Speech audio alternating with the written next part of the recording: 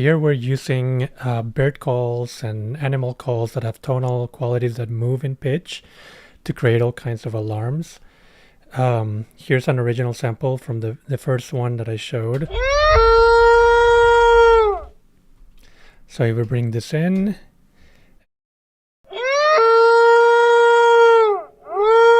so I set the scan to about 50%, so it plays slower. Also, there's a bunch of low end here that sounds like horrible. So this spectral thing is really great at just cleaning it up in one swoop. Then we're going to set our loop point towards the end. So we just loop. This is set to forward reverse loop. So it goes back and forth.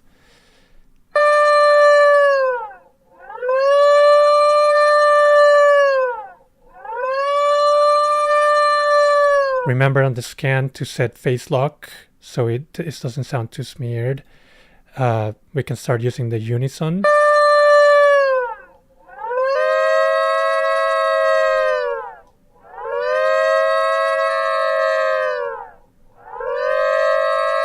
Reverb.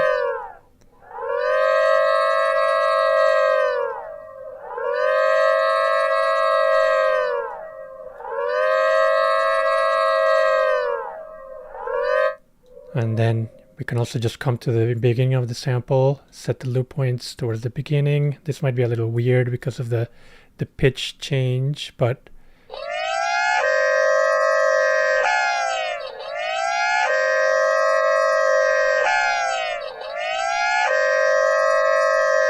maybe lower. Nah, it's a little, but yeah, you could basically experiment with different parts of the samples. Then we have this starling, which I pitched down 3 times. Already a really great sound. We bring it here. I'm going to turn off the scan, the unison, turn off the reverb, and it's pretty much reset. So we have this bird. Well, I guess this one. And then again, right now we have a forward loop, so it just keeps looping from the beginning. I'm going to set the scan a little lower, so it goes a little slower.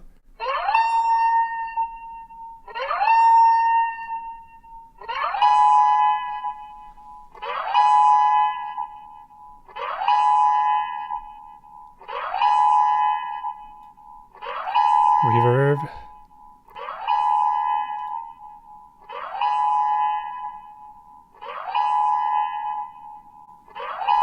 I could try a lower pitch and playing 2 notes.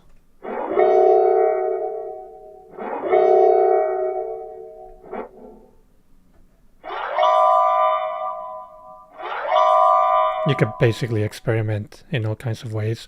Or I could bring the original, the shorter version, pitch down my keyboard, maybe slow down the rate.